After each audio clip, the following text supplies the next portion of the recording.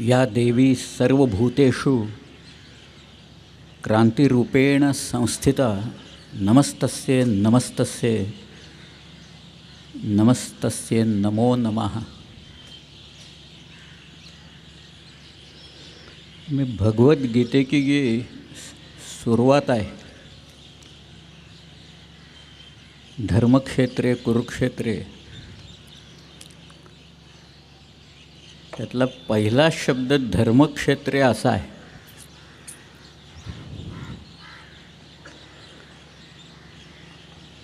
आणि लोक कसा गोंधळ घालतात त्याचं एक उदाहरण म्हणून मी सांगतो की विनोबांनी गीताई म्हणून त्याचा मराठी अनुवाद केला, पण तिथं त्यांनी तो धर्म हा शब्द वगळून टाकला। आजही बऱ्याच ठिकाणी ही प्रथा चालत आलेली आहेच, पण त्यांनी धर्मक्षेत्री म्हटलं नाही, त्या पवित्र कुरुक्षेत्री असं म्हटलं आहे त्यांनी तिथे। हे लोकांना या शब्दाचं का वावडा आहे हे एकदा लक्षात आलं चाणाक्ष लोकांच्या की मग कोडी उलगडायला लागतील सगळे। मला आठवतं आहे, मी एकदा, हे तर खूप जुनी गोष्ट आहे, मी त्यावेळेला कमिन्सचा रिजनल मॅनेजर होतो बंगलोरला। पुण्याहून फ्लाईट्स वगैरे असल्या काही नव्हत्या त्यावेळी, मुंबईहून एक इंडियन एअरलाईन्सची फ्लाईट बंगलोरला जायची, त्यामुळे मी सिक्युरिटी वगैरे करून तिथं बसलेलो होतो। नाही, सिक्युरिटीला जायचं होतं मला, तिथं आत सिक्युरिटीची अनाऊन्समेंट करत वाट बघत बसलो होतो। आणि एक युरोपियन मुलगी तिथनं हिंडत होती, पांढरी साडी नेसलेली होती ती, तिच्या गळ्यात एक शबनम बॅग होती, त्याच्यात काही पुस्तकं होती, अनवाणी होती, पायात चपला वगैरे काही नव्हत्या तिच्या। आणि ती मग ह्यांना भेट त्यांना भेट एक पुस्तक काढून दाखवत होती, काही कोणी घेतलं नाही तिच्यातनं। शेवटी मी एकटाच बसलो असं म्हणताना ती माझ्या शेजारी येऊन बसली आणि ती मला म्हणाली, have you heard of ISKCON centre? म्हटलं, yes, I have heard of ISKCON, I know Bhaktivedanta Swami Prabhupada. ती म्हणाली, why don't you buy this book, these are the lectures of Bhaktivedanta स्वामीची, असं म्हणून तिने एक एवढं पुस्तक काढलं जाडवर, फार सुंदर चित्र होती ते, त्यातली चित्र फार छान असतात त्या पुस्तकात। मी ते आपलं बघत होतो, ते काय सगळे भगवद्गीतेवरचंच सगळं निरूपण होतं। मी तिला म्हटलं, किती किंमत आहे याची? ती म्हणाली, 75 रुपये। मी गोष्ट 80 सालची सांगतो आहे त्या। मी म्हटलं, this is available for 1 rupee in Marathi. विनोबांची गीताई 1 रुपयाला मिळते म्हटलं। तिला म्हटलं, काढ कुठला अध्याय तुला काढायचं? तो ऊर्ध्वमूल मधशाखम काढला तिने, मी श्लोक म्हणून दाखवले आणि तिला अर्थ सांगितला। ती म्हणाली, same has been written by Swamiji over here. म्हटलं, दुसरं काय लिहिणार नाही तर, जे आहे तेच लिहिणार ना, आणखीन काय लिहिणार स्वामीजी? आपण हे 1 रुपयात म्हटलं आम्हाला मिळतं, तुम्ही 75 रुपये आमच्याकडनं इथनं काढता या सगळ्या ह्याच्यात। मग ती म्हणाली, आर यू अ प्रोफेसर? म्हटलं, no, I am an engineer. मी आत्तापर्यंत लोक बघत होते बरं का आमच्याकडे, बाकीचे सगळे काय चाललं आहे, यांचं एक बाबा बसला इथं आणि मग ती मुलगी त्यां। मग ती म्हणाली, okay, I will give you 1 पिरियॉडिकल म्हणून, एक बॅक टू गॉडहेड म्हणून त्यांचं एक पिरियॉडिकल दर महिन्याला काढायची, ते तिनं मला दिलं। आणि ती म्हणाली, next time when you will come please visit our centre. त्यांचं जुहूला एक सेंटर होतं। मग मी आपलं हो वगैरे म्हटलं, आता काय माझी जरा परिस्थिती नाजूक झाली होती एकूण सगळे पाहिल्यावर, पण तिला जाताना मी म्हटलं I will tell you about a coincidence. ती म्हणाली, काय? म्हटलं, I am born on the day Lord Krishna was born. असं म्हटल्याच्यानंतर तिनं गळ्यातले शबनम उतरवले आणि माझ्या पाया पडली तिथं. मला आश्चर्य वाटलं. आता म्हटलं 4-5 लोक बाबा बाबा करत येत आहेत की काय इथं पाया पडायला. मग तेवढ्यात माझी अनाऊन्समेंट झाली वगैरे अशी कारणं सांगत मी आत निघून गेलो. पण गीताई जी आहे किंवा गीता आहे ते आपण लहानपणापासून मुलांना शिकवत असतो. शेवटी श्रीकृष्णाचं जे आयुष्य आहे ते धर्मस्थापनेसाठीच गेलेलं आहे सर. मी पहिल्यापासून सांगतो आहे, अधर्मावर मात करण्याच्यासाठीच आहे, अविवेकावर विवेकानं मात करण्यासाठी, अन्यायाच्या विरुद्ध लढण्याच्यासाठी. आणि मुळात त्याच्यात हा जो अधर्म धृतराष्ट्र खेळत होता आणि त्याची मुलं सगळे खेळत होते, त्याच्या विरुद्ध श्रीकृष्णानं जे काही केलं तो खरं धर्म आहे त्यात. आणि त्याच धर्माचं पालन शिवाजी महाराजांनी तंतोतंत केलं. या भूमंडळाचे ठाई धर्मरक्षी ऐसा नाही, महाराष्ट्र धर्म राहिला काही तुम्हा कारण. मी भारतात बहुधा सर्व राज्यातनं गेलेलो आहे, पण मला केरळ धर्म, तमिळनाड धर्म, ओरिसा धर्म वगैरे असं काही कुठं दिसलं नाही. फक्त आपल्याकडे आहे. आणि ते सुद्धा राष्ट्र असं म्हटले बरं का.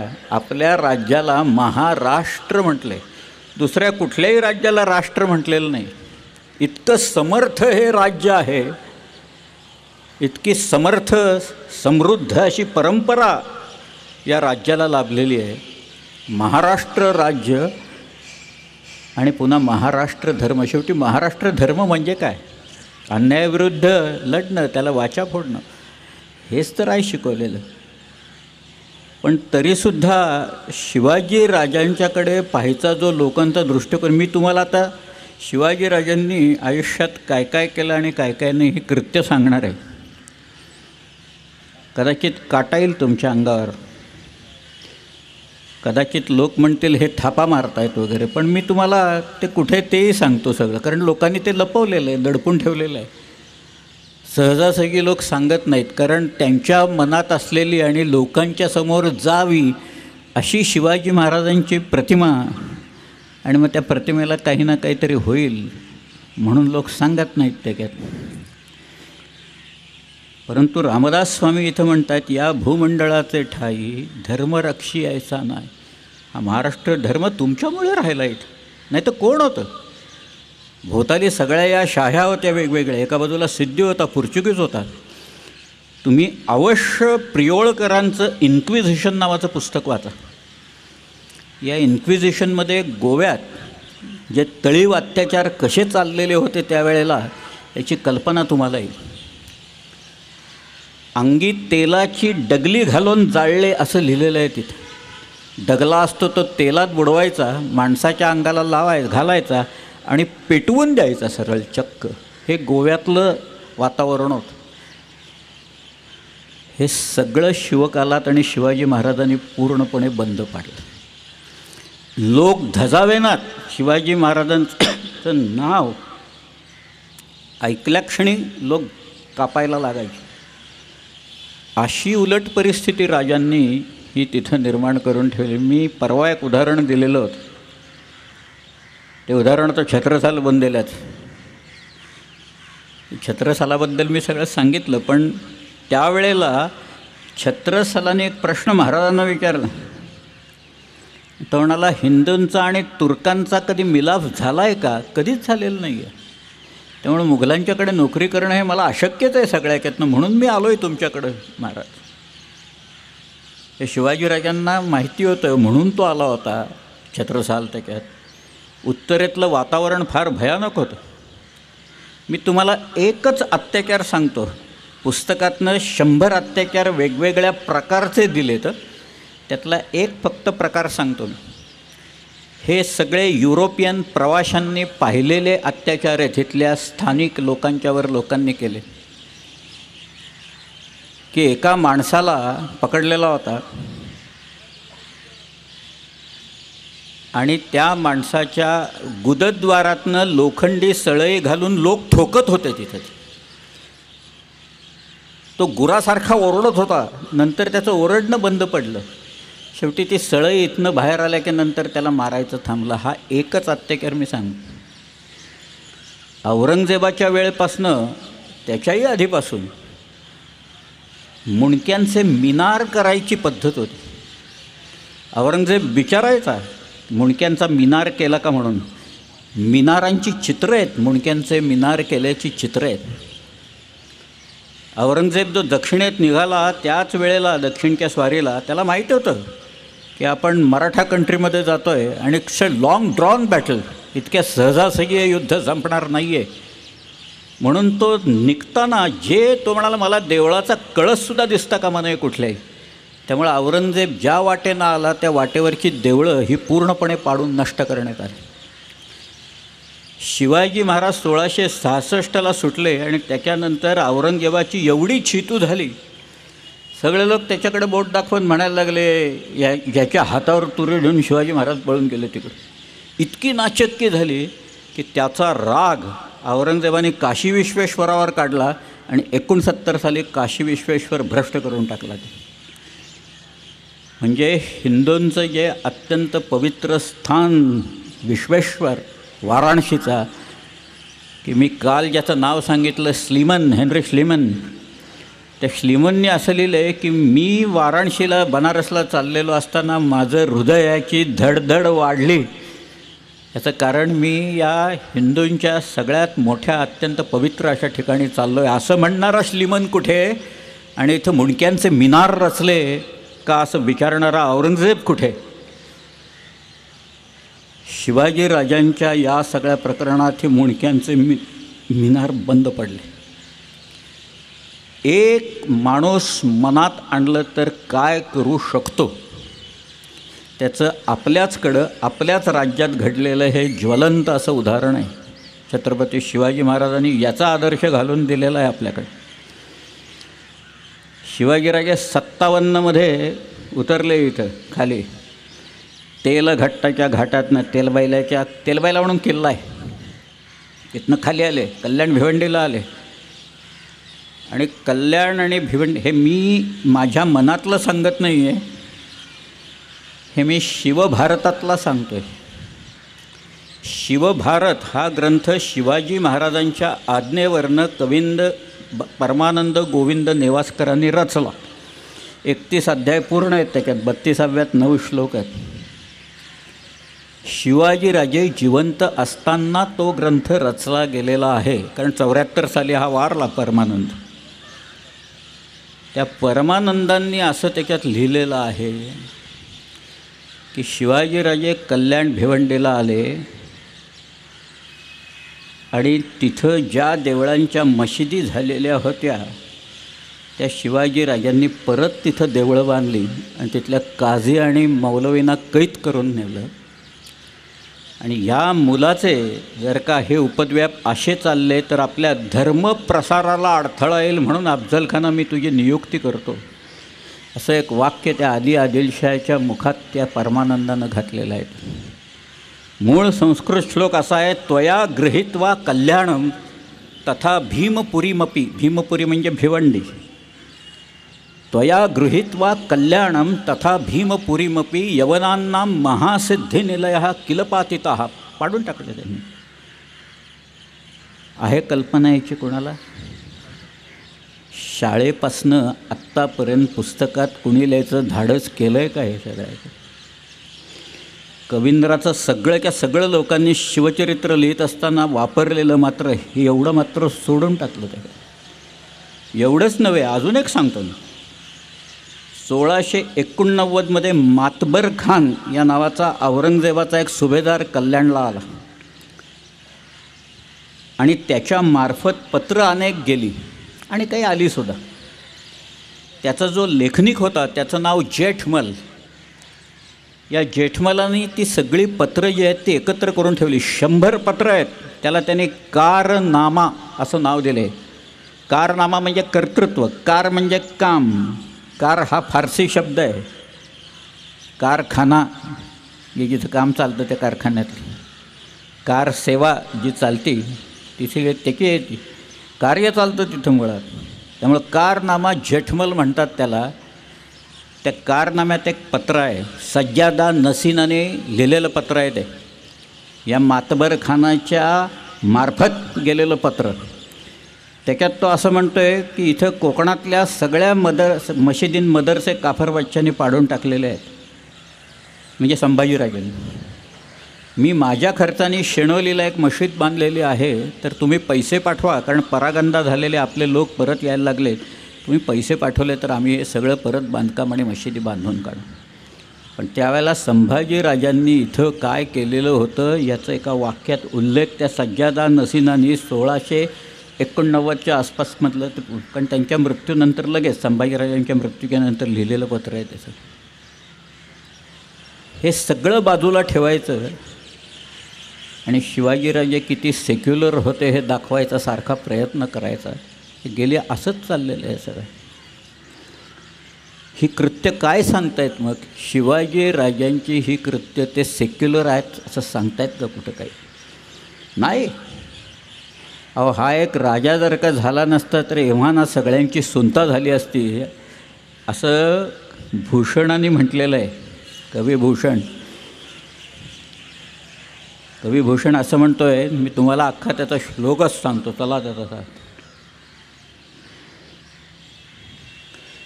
किबले की ठोर बाप बादशाह शाहजहाँ ताको कैद कियो मानो मक्के आग लाई है. बड़ो भाई दारा हाको पकड़ी के मारी डरो मेहर हूँ नाही माको बड़ो सगा भाई है. बंधु तो मुराद बख्श बादी चूक करीबे को बीच ले कुरान खुदा की कसम खाई है. भूषण सुकवी कहे सुनो नवरंगजेब एतो काम किन्हे तेव पादशाही पाई है. आणि दुसरा आहे, देवल गिरावते फिरावते निशान अली ऐसे डूबे राव राने सभी गए लपकी.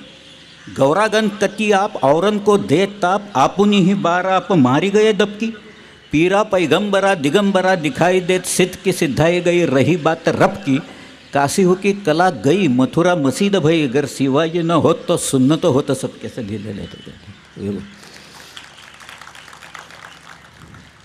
हे सगळं लपवून ठेवलेलं आहे, लोक दडवून ठेवलेलं आहे.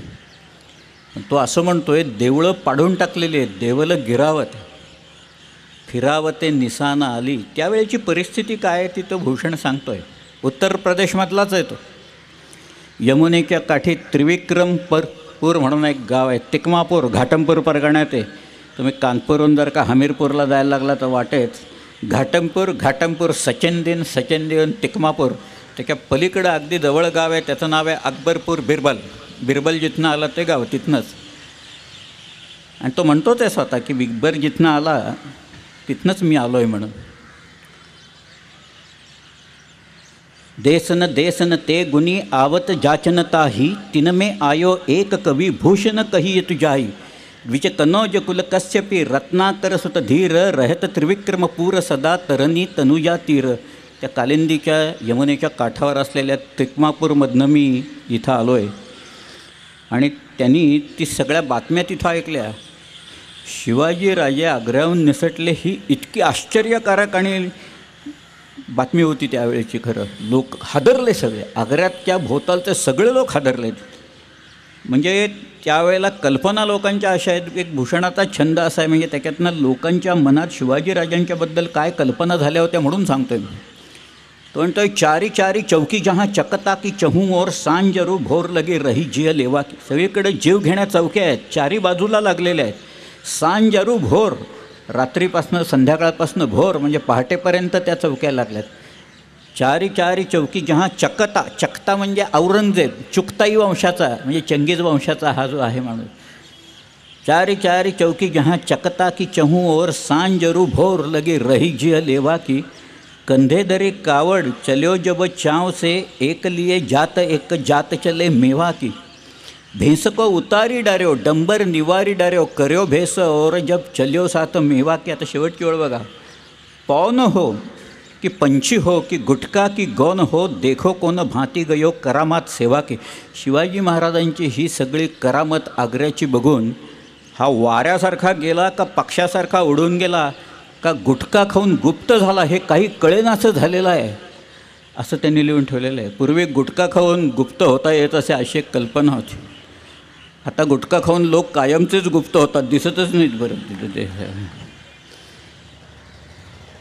पण त्यावेळेला लोकांची मनस्थिती काय झालेली होती, एक सामाजिक धारणा काय होती, सामाजिक भावना काय होती, हे त्याचं चित्रण, शब्दचित्रण, शाब्दिक चित्रण भूषणांनी त्याच्या छंदातनं हे सगळं केलेलं आहे. तो म्हणतोय देवल गिरावते, देवळं पाडली आहेत, फिरावते निशाणा आली, आलीच्या नावानं निशाणं फिरत आहेत.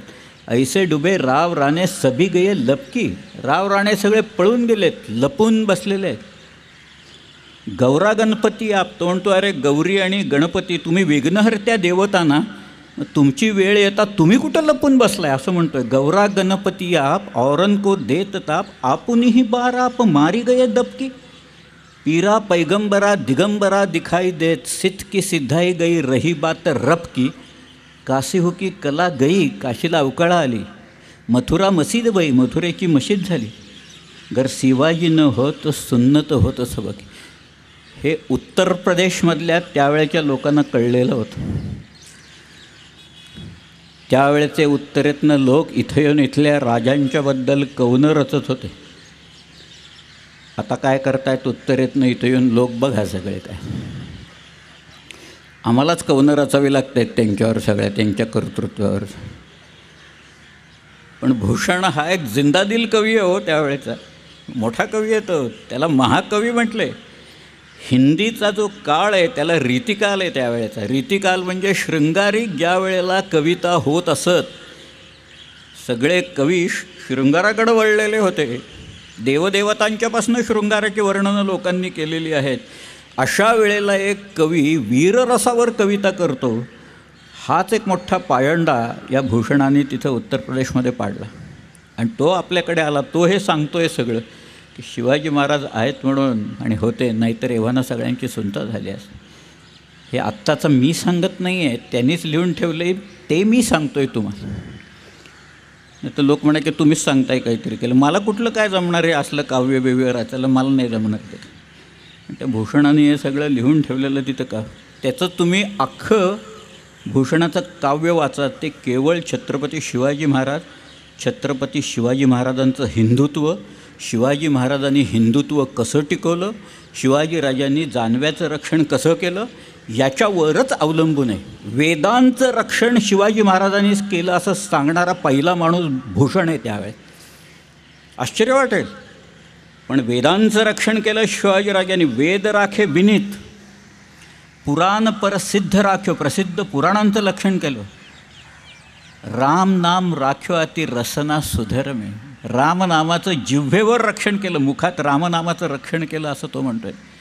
वेद राखे विनीत, पुराण प्रसिद्ध राख्यो, राम नाम राख्यो अति रसना सुधर्मे. हिंदुन की चोटी रोटी राखी है सिपाहन की, कंधे में जनेऊ राख्यो, माला राखी गरमे.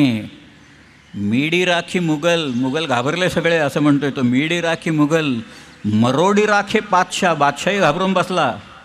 बैरी पिसी राखे, वरदान राख्यो कर्मे.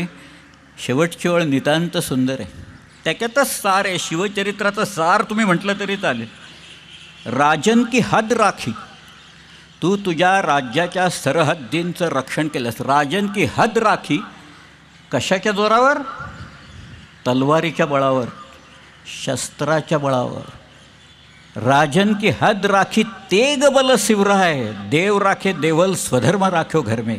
देवांचं रक्षण केलं, देवळांचं रक्षण केलं आणि स्वधर्माचं रक्षण हे राजा तू तुझ्या तलवारीच्या बळावर केलंस, हे सांगणारा भूषण पाहिला तिथं.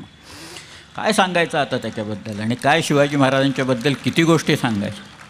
उत्तरेतल्या लोकांना आकलन झालं, ते आमच्या लोकांना इथं होत नाही अशी परिस्थिती आहे तिथं. अरे सांगा ना, मी जिथं गेलो, शिवाजी महाराजांची ओळख भारतातल्या इतर प्रदेशातनं काही ठिकाणी जरी लुटारू म्हणून होत असली तरी शिवाजीराजांनी हिंदूंचं रक्षण केलं हे मात्र लोकांना माहिती आहे, फार आसामपर्यंत. मला आठवतं आहे एक आसाममध्ये कॉन्फरन्स आमची होती, डीलर्स कॉन्फरन्स. ती झाल्याच्या नंतर मी प्रश्न विचारला, does anybody know mister Suryakumar Bhuya, SK Bhuya कोणाला माहिती आहेत का? एक माणूस धावत पुढं आला आणि मला म्हणाला, mister Bedekar, why do you want mister SK Bhuyan? म्हटलं, he has written one article which has been published in our periodical title of that article is Shivaji from Assamese documents. आसामी कागदपत्रातनं शिवाजी महाराज असं ते पुस्तक. तो म्हणाला, sir you are the first person in last 30 years who has asked me this question. तो म्हणाला, SK. Bhuyan is no more unfortunately, but fortunately you are standing right in front of his son. I am his son. म्हणाला, चला घरी आत.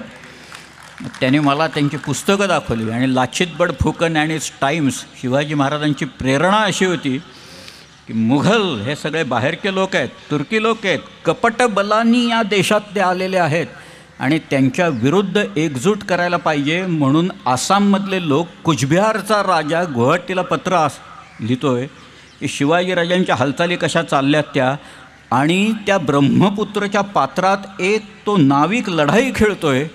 Battle of सराई घाट म्हणतात, अश्वक्लांत, इटाखोली आणि गुवाहाटी त्याच्यात, आणि तो जिंकतो. त्याची प्रेरणा शिवाजी महाराज आहेत असं लिहून ठेवलं आहे त्यांनी तिथे. त्याचं काय कुठं जावं तिथं मला शेवटी माझंच कौतुक करायचे, मलाच लोक हार घालायचे त्यावेळेला. तिथे लोकांनी हार मलाच घातला. अरे म्हटलं मला घालू नका. ते म्हणाले, जर का राजा नसते तर काय झालं असतं हे सगळ्यांना माहिती आहे म्हणाले. ते म्हणतात ते अगदी बरोबर आहे. सगळ्या ऐक्यात भूषणाचे तर छंद आहेत, सगळ्या ऐक्यातनं आले. प्रार्थना करतोय तो या शिवाजीला, यश दे, यश दे, यश दे, असं कायम तो म्हणत आलेला आहे त्याच्यात. परंतु पोर्चुगीज लोक अत्याचाराच्या बाबतीत तयार होते. मुघलांनी जसे अत्याचार केले तसेच पोर्तुगीज लोकांनी सुद्धा इथं भरपूर अत्याचार पोर्चुगीज लोकांनी केलेले. सगळ्यांनी केले आमच्यावर अत्याचार, कुणी केले नाहीत. सिद्ध्यांनी अत्याचार केले, पोर्चुगीजांनी केले, इंग्रजांनी सुद्धा केले, त्याच्यात निजामशाहीने केले. त्यातल्या त्यात निजामशाही थोडीफार बरी होती. तिथं शहाजीराजांनी शेवटी चालवली ती स्वतः. मुर्तजा नावाच्या निजामशहाच्या मुलाला, तिथला जो होता गादीवर, त्याला स्वतः मांडीवर घेऊन शहाजीराजे निजामशाहीच्या तख्तावर बसायचे आणि राज्य करायचे. त्याने एक उदाहरण शिवाजी महाराजांना घालून दिलेलं होतं. पुढे 36 साली निजामशाही घेतली, मुघलांनी आणखी ती आदिलशाहीनं वाटून घेतली. कधीतरी चिखलातसुद्धा पण एखादं कमळ उगवतो बरं का कुठं. मी तुम्हाला आदिलशाहीचं एक उदाहरण सांगतो. आदिलशाहीत एकूण 8 बादशाह झाले. अजून एक 9वा होता, मल्लू नावाचा, छोटा होता, तो वारला. मी त्याला काही धरत नाही आहे. पण या सगळ्याच्यात एक दुसरा इब्राहिम आदिलशाह जो होता तो स्वतःला जगद्गुरू समजायचा. हा जो दुसरा इब्राहिम होता तो स्वतःला सरस्वती आणखी गणपतीचा पुत्र समजायचा. बघा आता मी म्हणतोय चिखलात कमळ कसं असतं ते. हा स्वतःला सरस्वती आणखी त्या गणपतीचा पुत्र समजायचा. त्याने तिथं श्रीकृष्णाची चित्र काढून, भगवान विष्णूंची चित्र काढून ठेवलेली आहेत. आसार महाल नावाची एक जागा आहे, लोकांनी आता पुसून टाकलेली आहेत ती, तरी पण पूर्ण पुसता आलेली नाही आहेत अशी परिस्थिती. आसार महालात विजापूरला गेलात तर दिसेल. ह्याच्या पत्राची सुरुवात, फरमानाची सुरुवात किंवा फरमानाच्या पुढच्या 2-3 ओळीत काय असेल? दुसऱ्या इब्राहिम आदिलशाच्या फरमानात, फरमाने हुमायून शर्फ सुदूर या बजानिब आमिलान हाल वैस्तक वगैरे ते आलं की तो असं लिहायचा, अच पूजा श्री सरस्वती, म्हणजे सरस्वतीची पूजा करून हे फरमान मी पाठवतो. त्याच्यात असं आहे, माझ्याकडं आहेत, दाखवीन मी.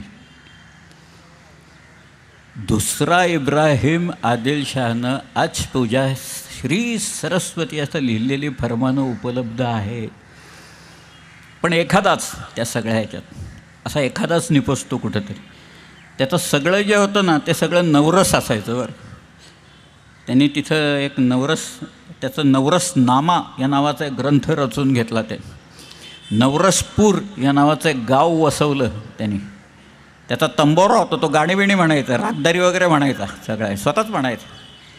त्याच्या तंबोऱ्याचं नाव होतं मोती खान, असं त्याचं नाव होतं ते तंबोऱ्याचं. आणि त्याला लोकांनी येऊन सांगितलं, अहो तुम्ही हे जे करताय सरस्वती गणपती वगैरे म्हणताय, आपल्यात हे सांगितलेलं नाही आहे, हे निषिद्ध आहे, तुम्ही जे करताय ते निषिद्ध आहे सगळं. तेव्हा या जगद्गुरूंनी उत्तर दिलं इब्राहिमाने की मग ज्या धर्मात याची पूजा सांगितली असेल सरस्वतीची आणि गणपतीची, तो धर्म मी स्वीकारेन. असं म्हटल्यावर सगळे गप्प बसले सगळ्या याच्यात, कारण हा बादशाचं हो तिथं बसलेलं. पण अशी उदाहरणं असतात सगळ्या याच्यात. आदिलशाहीच्या इथं दुसरा मुहम्मद जो होता अत्यंत क्रूर आणि खुनशी बादशाह. औरंगजेबाचं मी चरित्र सांगायला सुरुवात केली तर मला असं वाटतं आजच्यासारखंच एक सप्ताह आपल्याला औरंगजेबावरच करावं लागेल. औरंगजेबाचं क्रौर्य, औरंगजेबाच्या मनातला शृंगार आणि त्याच्या मनातल्या कामुक भावना लोकांनी सांगितलेल्या नाही आहेत. त्याच्यावर औरंगजेबाची वीरश्री सांगितली त्यांनी. 89 वर्ष जगला औरंगजेब. औरंगजेबाची कारकीर्द फार मोठी आहे. 50 वर्षापेक्षा जास्ती तिची नुसती कारकीर्दच आहे. 24 ऑक्टोबर 1618 या दिवशी औरंगजेबाचा जन्म झाला आहे आणि 20 फेब्रुवारी 1707 या दिवशी नगरच्या जवळ भिंगरला औरंगजेब वारला. शेवटपर्यंत ठीक होतं. मुंडक्यांचे मिनार असणारा औरंगजेब हा इथं आम्ही जागा दिली त्याला शेवटी. पण औरंगजेबाची इथल्या लोकांनी जी काही दैना उडवली सगळ्या ह्याच्यात. पण त्याचं एक उदाहरण सांगतो की शिवाजीराजे आग्र्याला जे गेले ते कशा दिव्यातनं पार पडले याचं एक उदाहरण म्हणून मी तुम्हाला सांगतो की औरंगजेबाचा थोरला भाऊ होता. तो राज्यावर येणार अशी व्यवस्था शहाजहाननी करून ठेवलेली होती. त्याचं नाव होतं दारा शुकोह. दाराला काही हिंदू लोकांच्याबद्दल त्याला मुळीच तिरस्कार नव्हता दाराला. उलट तो मुसलमान आणि की ते हिंदू लोकांना आणून त्यांचे वादविवाद घडवून आणायचे. त्यानं स्वतः एक ग्रंथ रचला. त्याचं नाव आहे मजमू अल बहरीन. बहर म्हणजे समुद्र आणि समुद्र संगम म्हणजे 2 संस्कृतींचा संगम असं त्यांनी लिहिलेलं आहे. त्यांनी उपनिषदांचं फारसीमध्ये भाषांतर करून घेतलं आणि त्याला नाव दिलं अल्लोपनिषद असं त्यांनी नाव दिलेलं आहे. एक शेख सरमद या नावाचा त्याचा एक गुरु होता. या सरमदच्या बरोबर तो नेहमी वाटाघाटी करायचा. या सरमदचं सुद्धा मुंडकं औरंगजेबानेच उडवलं. गुरु तेग बहादुरांचं जसं मस्तक औरंगजेबाने उडवलं तसंच या सरमदाचं मस्तक त्याने उडवलं. पण सामूगडला लढाई झाली की गादीवर आता कोण येणार, कोण बसणार. त्यामुळे दारा शुकोह आणि औरंगजेब यांची लढाई हे सामूगडला झाली. मुराद बक्ष म्हणून त्याचा भाऊ होता. औरंगजेबाने त्याला सांगितलं की आपण ही लढाई मारली की मीच तुला बादशाह करणार, बादशाह तूच आहेस हे सगळ्या असं म्हणून ही लढाई त्यांनी मारली. दारा पळून गेला. पण दारा स्वतःच्याच लोकांच्या इथं सापडला. मलिक जीवन नावाचा माणूस होता. तुम्ही कधी भक्कर आणि सक्कर नावाचे किल्ले वगैरे ऐकलेत पाकिस्तानमधले. आत्ता पाकिस्तानमध्ये आहेत ते, त्यावेळेला आपल्याचकडे होते सगळे. पण तिथं जीवन मलिकनं त्याला पकडला आणि दारा शुकोहला औरंगजेबाच्याकडे आणून सोडला त्यांनी दिल्लीत एक खिजरबाग नावाची बाग आहे. खिजरबाग म्हणजे अलाउद्दीन खलजीचा जो मुलगा होता खिजर खान याच्या नावाने त्यांनी बांधली होती म्हणून त्याचं नाव तिथं दिलेलं आहे. तिथं याला ठेवलेला होता दाराला. आणि दाराचा मुलगा होता तिथं त्याच्याबरोबर. त्या मुलाचं नाव आहे सुलेमान शिकोह. आणि औरंगजेब वाट बघत बसला होता मुहूर्ताची. असा एक कोणता भाग्याचा दिवस पंडितांच्याकडनं आपण त्यांचे जे असतील कोण त्यांच्याकडनं हुडकून काढू की भावाला मारायचा त्या दिवशी म्हणून. हे जास्तीत जास्त फायदा मला होईल म्हणून औरंगजेबाने तो दिवस हुडकून काढला. आणि त्याचा एक गुलाम होता. त्याचं नाव नजर बेग चिल्हा. त्या नजर बेगाला सांगितलं की तू जा आणि जे काम मी तुला सांगितलं ते काम करून येतो. नजर बेग चिल्हा बरोबर 6 माणसं घेऊन निघाला. खिजरबागेत आला. त्याला पाहिल्यावर दारा शुकोहने ओळखलं की आपला मृत्यू जवळ आलेला आहे. त्याचा जो मुलगा आहे तो म्हणाला अब्बूला मारायच्या आधी मला मारा. पण त्या मुलाला बाजूला काढला. नजरबेग चिल्हाने त्या दाराला पाडला. म्हणजे मुघल सल्तनतीत तख्ते ताऊस म्हणजे मोर, मयुरासन होतं ते, त्याच्यावर बसणारा आणि पुढचा बादशाह याला नजरबेग चिल्हाने जमिनीवर पाडून एका कट्यारीनं त्याचं मस्तक चराचरा चिरलं. आणि ते मस्तक घेऊन हा नजरबेग चिल्हा हा औरंगजेबाकडे आला. संध्याकाळची वेळ होती. औरंगजेब बागेत बसलेला होता आणि तो घेऊन आला नजरबेग दाराचं मस्तक आणि म्हणाला हुजूर दुश्मन का स्तर लाया हूं. दुश्मन म्हणजे थोरला भाऊ. त्याचं मुंडकं आणले.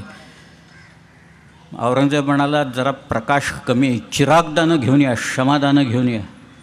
क्षमादानं लोक घेऊन आले. ते दोन्ही बाजूला उभे राहिले. औरंगजेबाने त्या मस्तकाकडे पाहिलं. इथनं रक्त आलं होतं, नाकातनं, ओठातनं, डोळ्यातनं. ते पुसून घ्या म्हणाला सगळं. ते सगळं त्यांनी पुसून घेतलं. मग औरंगजेबाने परत पाहिलं आपल्या भावाच्या मस्तकाकडं.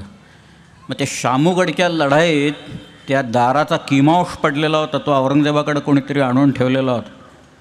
तो औरंगजेबाच्या खापगाह म्हणजे शयनगृहात होता. तो त्यांनी आणायला सांगितला. आणि मग तो किमांश आणल्यावर औरंगजेब उठला स्वतः. त्याने तो किमांश हातात घेतला आणि दाराच्या त्या मस्तकावर घातला असा. आणि चारी बाजूनी त्यांनी पाहिलं आणि खात्री करून घेतली की दाराचंच मस्तक आहे ना, दारा म्हणून भलत्याचंच आणून दाखवतच नाही ना का मला. आणि मग त्यांनी नजरबेग चिलाकडनं कट्यार घेतली आणि त्या मस्तकाला असं 3दा टोचलं घेऊन जा म्हणाला माझ्यासमोर. हे थोरल्या भावाच्या बाबतीत करणारा औरंगजेब आहे. म्हणजे शिवाजी महाराजांच्यावर आग्र्यात काय संकट ओढवलेलं असेल याची केवळ कल्पना करा तुम्ही त्याची. आणि शिवाजीराजे हा सगळा प्रवास करत एकही माणूस त्यांचा दगावला नाही महाराजांचा.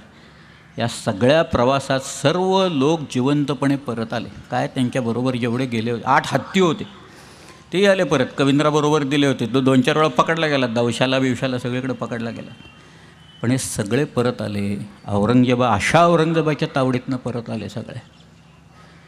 आणि म्हणून शिवाजी राजांची जी तलवार उचललेली आहे कायम, ही अशा अन्यायाच्या विरुद्ध की हे ज्याला धर्म म्हणतायत आणि तुम्ही आमच्या मुडक्यांचे मिनार करताय. आणि औरंगजेब कन्व्हर्जन्स करतो आहे सारखी लोकांची. नेतोजी पालकराचं केलंच ना त्यांनी शेवट. नेतोजी परत आला. आणि एवढंच नाही, संभाजी राजांच्या मृत्यूच्या नंतर नेतोजी हा परत मुघलांच्याकडे गेला. 23 मार्च 1690चं एक पत्र आहे, राजाज्ञा म्हणून शंकराजी नारायण सचिवांनी लिहिलेलं बाजी सर्जाराल. त्या पत्रातली 4 वाक्य सांगतो म्हणजे लक्षात येईल तुम्हाला. लांबलचक पत्र आहे. त्यांनी लिहिले, औरंगजेब पातशाने या देशीचे किती एक लोक मुसलमान करावे ऐसे केले.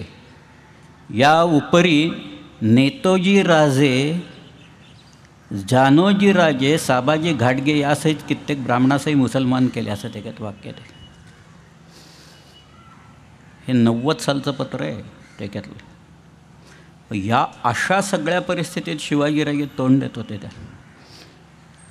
आणि ह्याला जर का तोंड द्यायचं असेल, अशा सगळ्या अन्यायाला, दडपणाला आणि या धार्मिक अत्याचारांना, तर ते शिवाजीराजांनी कसं दिलं आणि काय दिलं ह्याचं एक मी आत्ता जे उदाहरण आता तुम्हाला सांगणार आहे. काटा येईल तेव्हा उदाहरण ऐकून. पण हे कागदोपत्री नोंदलेलं आहे. समकालीन लोकांनी नोंदवलेलं आहे. ते काही उत्तरकालीन नंतर काही लिहिलेलं नाही आहे, समकालीन कागदपत्रातनं लिहिलेलं आहे. 1667 सालची गोष्ट आहे. की शिवाजीराजे आग्र्याहून आले, इथं आजारी पडलेले होते. पण शिवाजीराजे 67मध्ये त्यांनी आदिलशाहीशी एक तह करून टाकला. ते म्हणाले, गोव्यात अत्याचार चालू आहेत आणि सावंतवाडीची जी काही मंडळी आहेत ही सगळी इथं कर देतो म्हणून सांगतात आणि तिथं गोळा करायला गेलं की गोव्यात पळून जातात आणि पोर्तुगीज लोक त्यांना आश्रय देतात. याचा बंदोबस्त मला करायला वेळ पाहिजे. म्हणून आदिलशाहीशी शिवाजी महाराजांनी एक तात्पुरता तह करून टाकला. आणि शिवाजीराजे बारदेसमध्ये आले. गोव्याचे 3 भाग आहेत. वरचा भाग आहे त्याला म्हणायचं बारदेस. मधलं जे बेट आहे ज्याला वेल्ह्या गोवा असं म्हणतात त्याला म्हणायचं तिसवाडी. आणि खाली सगळा जो भाग आहे त्याला म्हणायचं साष्टी. त्यातल्या हा जो तिसवाडी भाग आहे तिथं विझरी असायचं. विझरे म्हणजे व्हाईसरॉय असायचं ते. आणि त्यावेळेला गोव्यात एक नवीन विझरॉय आलेला होता, त्याचं नाव कोंदी दसा व्हिन्सेंटी, हे काउंट ऑफ सेंट व्हिन्सेंट असा तो तिथं आलेला होता. ह्या काउंट ऑफ सेंट म्हणजे कोंदी दसा व्हिन्सेंटीनी गोव्यात एक हुकूम काढला तिसवाडीमध्ये. तो हुकूम असा होता की इथं फक्त रोमन कॅथलिक्स लोक राहतील इथं गोव्यात तिसवाडी. म्हणजे थोडक्यात म्हणजे तुमची इस्टेट जर का वाचवायची असेल तर तुम्हाला रोमन कॅथलिक व्हावं लागेल. आणि तुम्हाला जर का धर्म वाचवायचा असेल तर इस्टेट सोडून गोव्यातनं निघून जावं लागेल. असा एक अल्टरनेटिव्ह त्यांनी दिलेला होता लोकांना. लोक हवालदिल झाले. आधीच 2-3 हजार लोक कन्वर्ट झालेले होते. बाकीचे लोक घाबरलेले होते. करायचं काय आता? पण त्यांच्या सुदैवाने शिवाजी महाराज त्याला बारदेसमध्ये आले.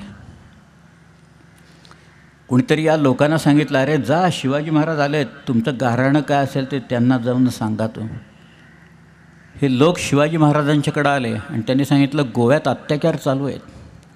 आता एक नवीन हुकूम काढला आहे की इस्टेटी टाकून निघून जा, वाचवायचे असतील तर त्यांचा धर्म स्वीकारा. शिवाजीराजे म्हणाले, असं? त्याने आपल्या लोकांना सांगितलं, गोव्याच्या सरहद्दीतलं एक गावच्या गाव उचलून लोकांच्या सकट पकडून आणायचं. आणलं. 1500 लोक आहेत. मर्द औरत कच्चे बच्चे असं लिहिले. तहच आहे तो, त्याला मी काय करणार. 1667 चालतं तहच आहे. हीच वाक्य आहेत, शब्द आहेत. मर्द औरत कच्चे बच्चे. वेंगुर्ल्याचे डच म्हणत आहेत त्याच्यात 800 बायकाच होत्या म्हणून. काही असतील कमी जास्त त्या सगळ्या. पण ही सगळी मंडळी पकडून आणली. त्याच्यात 4 जेसवाईट पाद्री होते. म्हणजे त्यांच्यातसुद्धा खूप पंथ आहेत, फ्रान्सिस्कन, डॉमिनिकन्स वगैरे. हे जेसुइट्स आहेत ना, ते अत्यंत कडवे सगळे लोक. तर कुणीतरी शिवाजी महाराजांनी सांगितलं, ते गोव्यात हुकूम काढला ना तो, त्याच्यात हे 4 पाद्री सामील होते त्याच्यात. शिवाजीराजे म्हणाले, त्यांना पुढे घेऊन ये इकडं. आणलं त्यांना पुढे. महाराजांनी सांगितलं, त्यांना विचारा, तुम्ही आता आमच्या भूमीवर उभ्या आहात इथं, त्या सगळ्या, आमचा धर्म स्वीकारताय का असं विचारत आहे. लोकांनी विचारलं. ते म्हणाले, नाही, आम्ही नाही होणार, आम्ही कन्वर्ट होणार नाही. शिवाजीराजे म्हणाले, नाही म्हणतायत ना, या 4 पाद्र्यांची मस्तकं मारा आणि द्या गोव्यात पाठवून त्या विजरेईकडं. त्या 4घांची मस्तकं मारली आणि त्या विजरेईला पाठवून दिल्या की नंतर तत्क्षणी त्यांनी तो हुकूम मागं घेतला ताबडतोब कन्वर्ट. आजाराला औषध ताबडतोब द्यावं लागतं. आजार नाही तर बळावतो फार. तसं नाही, त्यांना माहिती होतं महाराजांना काय चाललं आहे आणि काय नाही. मी तर गोव्यात एक चित्र पाहिलं आहे. त्याच्यात एका पोर्चुगीज तो जो पॅड्री होता, त्या पॅड्रीचं मस्तक कापायचं काम चाललं आहे आणि शिवाजी महाराजांच्यासारखा एक माणूस तिथं दिसतो आहे आणि बाकीचे सगळे लोक जमले. तसं एक चित्र आहे. त्याचं साल जे काही होतं ना, ते खोडून भलतंच साल लोकांनी त्याच्यावर घालून खोडलेलं सुद्धा दिसतं आहे त्याच्यावर स्पष्टपणे. ते चित्र मोठं पेंटिंग आहे, ऑइल पेंटिंग गोव्यात आहे. मला आता सांगा, जर का असं असेल, मग शिवाजीराजांना कोणत्या धर्माची अपेक्षा होती? असा काही सेक्युलर वेगळा धर्म होता महाराजांना? हे काय सांगतायत? हे कागदपत्र सांगतायत, आत्ताचे लोक नाही. आत्ताच्या लोकांनी कुणीही उठावं आणि काही तुम्ही कागद सांगा ना. मग कुठे कागद? समकालीन कागद काय म्हणताय? राजापूर लुटलं शिवाजी महाराजांनी. ते राजापूर लुटल्याच्या नंतर तिथला जो ऑक्झिंडन आहे किंवा त्याच्या आधी आपलं हेनरी रेव्हिंग्टन आहे तिथं, हा जो रेव्हिंग्टननी पत्र जी काही शिवाजी महाराजांना लिहिलेली आहेत त्याच्यात एक वरती तो कुणाला ॲड्रेस करतो माहिती आहे का? शिवाजीराजांना पत्र ॲड्रेस करायचं तर तो म्हणतो general of the Hindu forces असं म्हणतो तो त्या सगळ्या. की त्यांना ॲडव्हाइट केलं तर हिंदू फोर्सेस. मला लोकांनी एकदा विचारलं, शिवाजी महाराजांच्या पत्रात हिंदू असा शब्दच येत नाही म्हणून. म्हटलं तुम्ही किती पत्र पाहिलेली तरी आहेत, निदान वाचलेली तर मरूच देत म्हटलं, जाऊ दे, पण नुसती पाहिलेली तरी किती आहेत? म्हटलं जी जी वतनाची पत्रं आहेत महाराजांची त्याच्यात 2 वाक्य येतात खाली तळात लिहिलेले, ती वाचा म्हटलं. त्याच्यात लिहिलेलं असतं, जो कोणी हिंदू होऊन इस्किल करेल तर त्याला गाईची आण असे, आणि जो मुसलमान होऊन इस्किल करेल त्याला सोराची आण असे. सोर म्हणजे सुवर, म्हणजे डुकराची आण असे. असं लिहिलं आहे त्या पत्रात, लिहिलेलं आहे ते. शिवाजी राजांच्या पत्रातली मी वाक्य तुम्हाला सांगतो. काल नाही सांगितली, आज सांगायची होती मला म्हणून. ते हे सगळं जे काही आहे हे स्वत्व जपण्यासाठी केलेलं आहे महाराज. स्वत्व सामान्य नाही आहे. तुम्हाला अनेक गोष्टींचं अवधान असावं लागतं. रामदासांनी म्हणून जे काही लिहिले, तयाचे गुणमहत्वासी तुलना कैसी, कशवी तुलना करू, धीर गंभीर उदार, शूर क्रियेसी तत्पर, सावधपणे नृपवर दष्ट केले. सगळे होते त्याने मारून टाक. आणि मग काय पुढं? गो ब्राह्मण प्रतिपाल. त्याच्यात आहे की हृदयस्थ झाला नारायण प्रेरणा. तो नारायण आहे तो हृदयस्थ झाला आणि त्यांनी मला ही सगळी प्रेरणा, त्यांनी ही प्रेरणा दिलेली आहे सगळ्या ह्याच्यातली कराय. आणि म्हणून शिवाजीराजांचा हा जो सगळा आहे याच्यामुळे धर्म इथं जो होता तो राहिला. आता भूषणाचं तर अख्खं काव्यच त्याच्यावर आहे, परंतु कागदपत्रातनं लोक हे म्हणत आहेत पोर्चुगीज पाहिजे तेवढे कागद सगळे आहेत. इथं दमणलासुद्धा दमणच्या ह्याच्यात आपल्याकडं आपण तो किल्ला घेतला नव्हता, पण रामनगर आणि जव्हार हे 2 स्टेट आपल्याकडनं आल्याच्या नंतर आपण दमणच्या पोर्तुगीज लोकांच्याकडनं कर गोळायला सुरुवात केली. महाराजांनी सांगितलं, बहुतेक तो प्रतापराव होता गुजर, एक महाराजांची सेना गेली तिथं आणि ते घाबरले, पोर्तुगीज लोक घाबरले. आता शिवाजी आता सुरत लुटणारा भेटणारा बाबा आता आपल्याकडं आल्यावर आपलं काय होणार आहे. पण म्हणून ते म्हणाले की अरे तोफा तर डागायला पाहिजेत. तोफाला जे ॲम्युनिशन लागतं, दारुगोळा लागतो, त्याच्या किल्ल्या जेसुईट पादऱ्यांच्याकडं होत्या. जेसुईट पादरी आपल्याच किल्लेदाराला म्हणायला लागले पैसे टाका कॅश तर तुम्हाला ॲम्युनिशन देतो. बघा काय चाललं आहे तिथं त्या दमणच्या किल्ल्यात. शेवटी आपला जो माणूस होता कोण गेलेला तो फक्त दमदाटी करायला गेला होता तिथं. त्याने दमदाटी केली आणि तो परत आला की तुम्ही तो कर आम्हाला द्या, आता नाही दिला तर आम्ही उघडून टाकू तुम्हाला म्हणून. पण पोर्चुगीज लोकांना शिवाजी महाराजांनी जो काही चाप लावलेला होता, इन्क्विजिशनच्या खाली जे अत्याचार चाललेले होते सगळे बंद करून टाकले. या सगळे आज भूषणाच्या काव्यातला एक एक शब्द जरी तुम्ही घेतला ना तरी फार विलक्षण आहे. हा जो धर्मवीर असतो ना किंवा एखादा वीर असतो, हा वीर दानवीर असावा लागतो, तो युद्धवीर असावा लागतो आणि तो धर्मवीर असावा लागतो. दान म्हणजे औदार्य आलं, फार मोठं औदार्य आलं. हे श्रीकृष्णाचं औदार्य फार विलक्षण आहे. मी आज कालपासून परवापासून श्रीकृष्ण सांगतो याचं कारण महाराजांच्या मनातच तो आहे, काय आपल्या सगळ्यांच्याच मनात आहे की श्रीकृष्णकडं तो सुदामा ज्या वेळेला आला तर सुदामा घाबरला. हे प्रचंड वैभव सगळं त्या श्रीकृष्णाचं, एवढ्या बायका सगळ्या त्याच्या, आणि हा बिचारा साधा माणूस सुदामा एका गुरुकडे शिकलेले, सांदीपनींच्याकडे शिकलेले. ते वर्णन फार सुंदर आहे. सांदीपनींच्या आश्रमात सगळी जी मुलं आली होती शिकायला ते फक्त एकच प्रश्न विचारत एकमेकाला, कृष्ण कधी येणार आहेत, श्रीकृष्ण कधी येणार आहेत, हे हा तो प्रश्न आहे. पण सुदामा आला आणि त्यांनी ते सगळं लपून ठेवलं. तो म्हणाला आता काय आपण काय देणार या कृष्णाला. पण कृष्ण तसा नव्हता. याच्या उलट द्रुपद राजा होता ना, तो जिथं शिकला त्याच्याबरोबर ते जे गुरु शिकले, आणखी ते नंतर गुरु झाले, ते ज्यावेळेला द्रुपदाकडे आले तेव्हा द्रुपद म्हणाला तुम्ही माझे मित्र असूच शकत नाही, तुम्ही माझे सहाध्यायी असूच शकत नाही, कारण मी एवढा श्रीमंत, हे माझं ऐश्वर, आणि तुम्ही साधे सगळे फाटके घालून हिंडणारे सगळे, तुम्ही माझे मित्र काही नाही. मग श्रीकृष्णाचं तसं नाही आहे. श्रीकृष्णाचा मोठा प्रकार आहे. श्रीकृष्णानं एक माणूस होता, मागत होता काहीतरी पैसे. श्रीकृष्ण होता, मला भूक लागली म्हणाला, काय आहे तुझ्याकडं. तर म्हणाला गहू आहेत. मग ते म्हणाला, त्या माणसाने एकच दाणा एवढा गव्हाचा एवढा एक श्रीकृष्णाच्या हातावर ठेवला. श्रीकृष्ण म्हणाला ठीक आहे, काय हरकत नाही. श्रीकृष्णाने तो परत त्याच्या ह्याच्यात टाकून दिला तिथं, आणि श्रीकृष्ण निघून आला. तो घरी तो माणूस गेला, त्याने उलटी केली बॅग, त्या सगळ्या गव्हात एक दाणा सोन्याचा दिसला त्याला. तो म्हणाला काय झालं आणि काय केलं मी, अख्खी सगळी पिशवी त्याला देऊन टाकली असती तर बरं झालं असतं, सगळ्या केक आज कुठे गेलो असतो आपण असं. पण हे जे औदार्य आहे, हे औदार्य फार महत्त्वाचं आहे. की शिवाजीराजे जे काही सांगतायत, संतांच्या बाबतीत त्यांचं जे कार्य ते करतायत. संत ही काही सामान्य गोष्ट महाराष्ट्रातली नाही. महाराष्ट्राला आज जो पाया आपल्याला लाभलेला आहे त्याच्यात संतांची वाणी ही फारच विलक्षण आहे. मग तो कोणी असू दे, अगदी भले नामदेव महाराज आमचे, यांनी आता ग्रंथ दिला आहे नरवण्यांनी, ते का मोठमोठे लोक आहेत. त्या सगळ्या ज्ञानेश्वर म्हणताय तिथं आमची भाषाच अशी आहे सगळ्या ह्याच्यात. आणि ज्ञानेश्वरांनी तर ते शेवटी विश्वात्मक देवाला आवाहन करतायत की मी आत्ता हा जो यज्ञ मांडला आहे हा कसला आहे, वाकयज्ञ आहे, हा वाकयज्ञाने तू तोषून जा आणि मला त्याचा प्रसाद दे, असं ते म्हणत आहेत. ज्याला पकडता येत नाही ते पकडून दाखवत आहेत ज्ञानेश्वर या सगळ्या ह्याच्यात. एवढी सगळी मोठी परंपरा, रामदासांच्या सारखा एक माणूस त्याच्यात आहे, आणि यांनी भारत पाहिलेला आहे ज्याचे शब्द खणखणीत आहेत. निश्चयाचा महामेरू बहुत जनांसी आधारू, अखंड स्थितीचा निर्धारू श्रीमंत योग. परोपकारा चियाराशी उदंड घडती जयासी तयाचे गुणमहत्वासी तुलना कैस.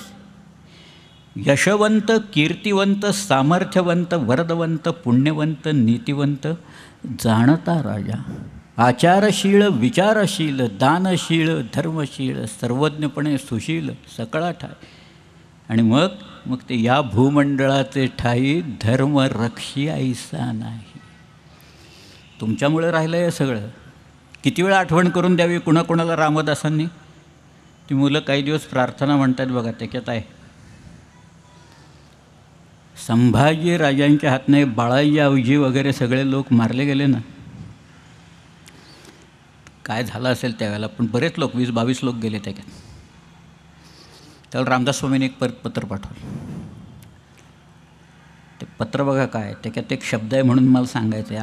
आज आपलं राज्याचं आज किती वर्ष झाली, 60 सालापासून ती 40 आणि 50 आणि 53 वर्ष झाली आज आपल्याला. पण ते संभाजीराजांनी लिहित आहेत बघा काय सुंदर शब्द आहेत. काही उग्रस्थिती सोडावी, काही सौम्यता धरावी, चिंतापरी लागावी अंतर्यामी. बहुत लोक मेळवावे, एक विचारे करावे, कष्ट करून घसरावे म्लेच्छांवरी. बघा काय, कष्ट करून घसरावे म्लेच्छांवरी. आहे तितुके जतन करावे, पुढे आणिक मिळवावे. महाराष्ट्र राज्य करावे जिकडे तिकडे. असं लिहिलेलं. लोकी हिंमत धरावी, शर्थीची तलवार करावी, चढती वाढती पदवी पावाल तेणे. आणि मग शिवाजी महाराजांच्याबद्दल सांगतायत, सकल सुखाचा त्याग करुनी साधिजे तो योग, राज्य साधनेची लगबग कैसी केली. हो, एका शब्दात त्यांनी शिवाजी महाराजांचं 50 वर्षाचं श्रम आणले. राज्य साधनेची लगबग कैसी केली त्यांनी. मग शिवरायाचे 8वावे रूप, शिवरायाचा 8वावा प्रताप, शिवरायाचा 8वावा साक्षेप भूमंडळ, शिवरायाचे कैसे बोलणे, शिवरायाचे कैसे चालणे, शिवरायाची सलगी देणे कैसी असे. शिवरायासी आठवावे, जीवित तृणवत मानावे, इहलोकी परलोकी राहावे कीर्तिरूपे. पुढचे भयानक शब्द आहेत, बंदुकीच्या गोळीसारखे येणार आहेत. याहुनी करावे विशेष, तरीच म्हणवावे पुरुष. या परते आता विशेष काय लिहावे. पौरुष म्हणजे काय ते सांगतायत सगळ्यात. पौरुष कशात आहे ते सांगतायत. वडिलांचं सगळं आठवा, लगबग कशी केली त्यांनी हे राज्य साधनेच्यासाठी ती आठवून बघा सगळ्या ह्याच्यात. मी आज एक 2-4 गोष्टी सांगतो. हे संभाजीराजांचं दानपत्र आहे. संभाजीराजांना त्यांचं एकूण अपेक्षेपेक्षा राज्य लवकर मिळालं संभाजीराजांना. म्हणून संभाजीराजांनी 10,000 सुवर्णमुद्रा देण्याचं, नामदेव भट्ट बाकरे यांचे चिरंजीव, त्यांना तो स्वामी म्हणतो, त्यांना प्रतिवर्षी 10,000 सुवर्णमुद्रा द्यायचं ते दानाचं पत्र आहे. त्याच्यावरती 2 ओळी स्वतः संभाजीराजांनी त्यांच्या हस्ताक्षरात लिहिल्या आहेत. संस्कृतमधनं दानपत्र आहेत. त्याच्यात संभाजीराजे असं म्हणतात, मतम मे श्री शिवराजपुत्रस्य श्री शंभुराज छत्रपते यदत्रोपरिलेखितम असं म्हणतात ते.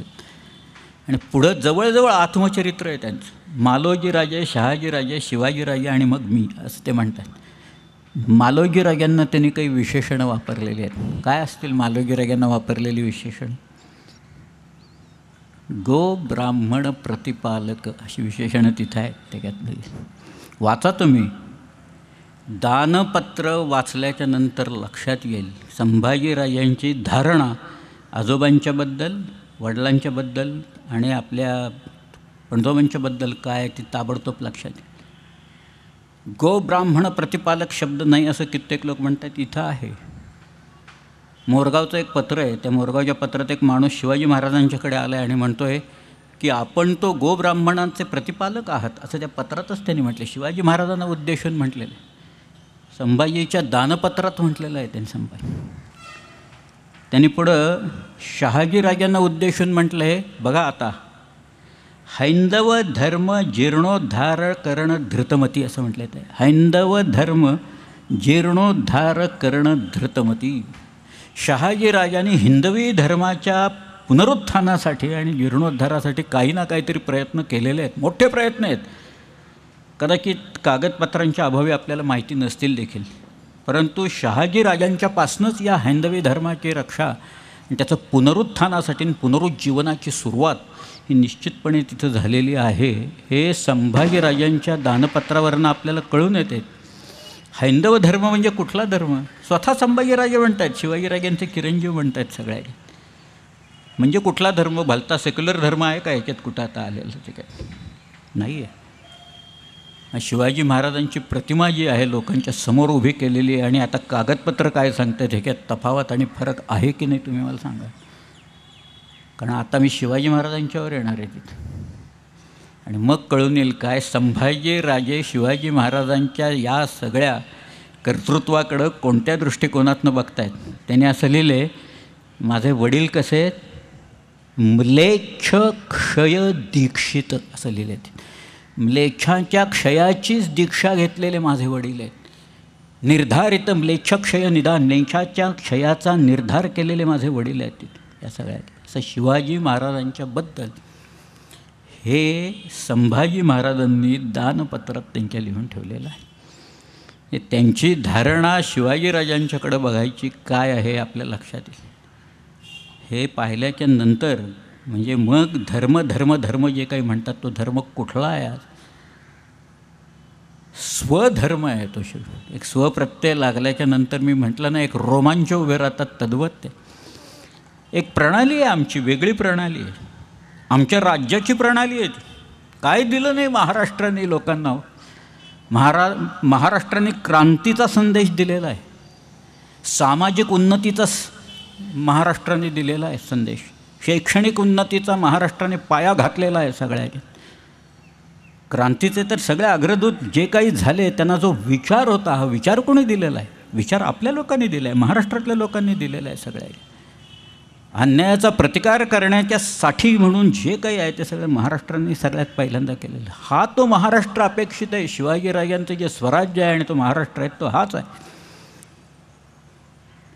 हैंदव धर्म जीर्णोद्धार करणं धृतमती आणि म्लेच्छ क्षय दीक्षित. आता अजून एकच सांगतो त्याच्यात, फारच ते विलक्षणच आहे सगळं. तुम्ही कधी गोव्यात गेलाय? नाही, गोव्यात गेलेच असतील सगळे. बहुधा तुमचा सगळा वेळ त्या कलंगूटन, अंजुनान, वाघातोर वगैरे असल्या तर कोलवा वगैरे ह्याच्या इथं गेला असेल असं मला नक्की माहिती आहे. ते कोणी बैतूलचा किल्ला पाहिला आहे की नाही मला माहीत नाही, कोणी खोलगड पाहिलं आहे की नाही मला माहीत नाही. त्या सप्तकोटेश्वराचं जे देवालय आहे, कदंबांचा देव तो सप्तकोटेश्वर, त्याचा जीर्णोद्धार शिवाजी महाराजांनी केला आणि त्यांचा शिलालेख तिथं आहे. तो तरी किती लोकांनी, नार्व्याच्या जवळ आहे बघा सप्तकोटेश्वर. हे गोव्यात गेल्याच्या नंतर आपण आपला वेळ सगळा कुठं काढतो या सगळ्याच्या. तिथं म्युझियममध्ये एक एवढा दगड आहे, दगड बोलतात. व्हॉइसेस इन स्टोन नावाचं एक पुस्तक आहे माझ्याकडे. मला आश्चर्य, मी कसे दगड बोलतात त्याचं एक उदाहरण म्हणून मी सांगतो. मी इंग्लंडमध्ये गेलो होतो, तिथं नॅशनल गॅलरीत गेलो. तिथं गर्दी असते. ते व्हिंचीचं चित्रबित्र वगैरे जे आहे, व्हर्जन ऑफ द रॉक्स म्हणून त्याचं एक चित्र आहे. तिथं ब्रिटिश म्युझियम आहे तिथं. आणि ब्रिटिश म्युझियममध्ये एक इजिप्तचं एक वेगळं दालन आहे. आणि मी ज्या वेळेला गेलो तिथं त्यावेळेला एका दगडाच्या समोर प्रचंड गर्दी झालेली होती, लोक बघत होते तिकडं. म्हटलं जाऊ दे, इथं वेळ घालवण्यात अर्थ नाही, काहीतरी दगडाकडं बघत बसलेले लोक आहेत. म्हटलं काय, आपण आपलं पुढं निघून जावं. मी इंग्लंडहून परत आलो आणि जेव्हा मी माझा इजिप्तवरचा अभ्यास सुरू केला त्यावेळेला मी म्हटलं आपण काय पाहिलं नाही आणि हे बरोबर नाही केलं. म्हटलं तो जो दगड आहे तिथं 4.5 फूट उंचीचा दगड तुटला आहे दोन-3 बाजूंनी. त्याला ब्रिटिश लोक रोझेटा स्टोन असं म्हणतात. हा जो रोझेटा स्टोन आहे म्हणजे इजिप्तमधलं अलेक्झांड्रिया बंदर आहे, त्याच्या तिथं अल रशीद नावाचं अजून एक बंदर आहे, तिथं एका किल्ल्याचं काम चाललेलं असताना फ्रेंच लोकांना हा दगड मिळाला. तोपर्यंत आत्ता तुम्ही इजिप्तमध्ये गेलात तर सगळीकडे जी चित्रलिपी आहे ना, याला हायरोग्लिफ्स म्हणतात, ते हायरोग्लिफ्समध्ये आहे सगळं. ते काही वाचता सामान्य माणसाला येणार नाही कधीच. परंतु ते काय कळतच नव्हतं कोणाला, हायरोग्लिफिक म्हणजे आहे तरी काय बाबा. हा जो दगड आहे ना, ह्या दगडात 3 वेगवेगळ्या लिपीत मजकूर लिहिलेला आहे. बघा कशी की कुठं मिळते सगळी. त्याच्यात हायरोग्लिफ होती, मध्ये डेमॉटिक होतं आणि खाली ग्रीक लिहिलेलं होतं. आणि त्या हायरोग्लिफची अशा विंडोज, त्याला कारतूश म्हणतात. काडतूस असतं ना आपलं बंदुकीचं, तो मुळात फ्रेंच शब्द आहे, त्याला कारतूश, ते कारतूश केलेलं होतं त्याला. झा फ्रान्सवा शॉम्पोलिऑ नावाचा एका फ्रेंच माणसाने 14 वर्ष त्याच्या आयुष्यातली घालवली आणि त्यांनी ते डिकोड केलं सगळं. का? कारण ग्रीक वॉज नोन लँग्वेज. त्या नोन लँग्वेजवरनं त्यांनी हायरोग्लिफ्स होती ती पूर्ण डिकोड करून टाकली, डिसायफर केली. सगळे लोक इजिप्तकडं धावायला लागले, ते वाचायला लागले सगळ्या ह्याच्यातनं. आणि मग ते इजिप्तचं सगळा भूतकाळ आहे तो लोकांच्या समोर आला त्या हायरोग्लिफिक्समधनं लिहिलेलाचा. तसा हा दगड आहे. इथं एकाच ह्याच्यात मजकूर आहे, काही 3 ह्याच्यात नाही, वाचता येतो सरळ दगड. तो गोव्यातला जो दगड आहे, आडकोळण नावाचं गाव आहे, तिथं मिळाल. तुम्ही आत्ताही गेला तर तुम्हाला तिथं बाणस्तर नावाचं एक गाव दिसेल बघा. आपण ते फोंड्याला जातो आणि तिथं बाणस्तर आहे. तर आहे तिथं. तर म्हणजे नद्या आहेत गोव्यात खूप, त्याच्यातनं पलीकडं ओलांडून जाण्याच्यासाठी होड्या ठेवलेल्या असायच्या. तो गोव्याचा भाग संभाजीराजांनी जिंकून घेतला सगळा. आणि संभाजीराजांनी जिंकून घेतल्यानंतर ही जी तर होती इथं, इकडून लोकांना तिकडून तिकडून इकडं, पूर्वी त्याला तिकीट नव्हतं. तिकिटाला एक शब्द वापरला आहे, तो त्या याच्यात आहे, त्या दगडावर कोरला आहे, अंगभाडं असं म्हटलं आहे त्याला. ते आणि अंगभाडं किती होतं? 14, म्हणजे लावलेलं आपल्या लोकांनी 14 दुडू असं लिहिलं. दुडू अजून चालतो तिथं गोव्यात. पण संभाजीराजांनी त्याला तिकीट लावलं इकडून तिकडं लोकांना नेण्यासाठी, जे पोर्चुगीज ह्याच्यात नव्हतं. म्हणून संभाजीराजांचा तिथला जो सुभेदार आहे त्याचं नाव धर्मोजी नागनाथ. धर्मोजी नागनाथाला लोकांनी येऊन गाऱ्हाणं घातलं की अरे त्यांचं असताना राज्यांना त्याला तिकीट नव्हतं ना, आता आपलं राज्य आल्यावर तिकीट लावताय हो तुम्ही. मग त्यांनी संभाजीराजांना पत्र पाठवलं. मग संभाजीराजे म्हणाले ठीक आहे आपण माफ करून टाकू. आणि माफ करून म्हणजे आता धर्म तर झाली, ती धर्माची तर झाली. आता काही तिकीट बिकीट वगैरे काही नाही, त्याला सगळं सरकार बेअर करेल. काय आपल्याकडं सरकार बेअरच करत नाही, सगळीकडे टोलच लावतात. मी घेतो आहे ठाण्यापासून रोज आपला टोल भरत भरत भरत येतो आहे सगळीकडे. पण तिथं टोल काढून टाकला, संभाजीराजांनी काढून टाकला टोल. त्याच्याबद्दलचं तो त्यांचं जे पत्र आहे ना, ते पत्र त्या दगडावर कोरून ठेवले लोकांनी, आडकळणच्या त्या दगडावर. त्या दगडावर खालच्या बाजूला 2 गायी कोरल्यात, एका बाजूला एक गाय आणि दुसऱ्या बाजूला दुसरी गाय कोरलेली. गायींचा प्रतिपाळ केल्याचे पुण्य मोठे आहे असं पत्रात येतं त्यावेळेस. त्यामुळे त्या गायी कोरल्यात तिथं सगळ्या.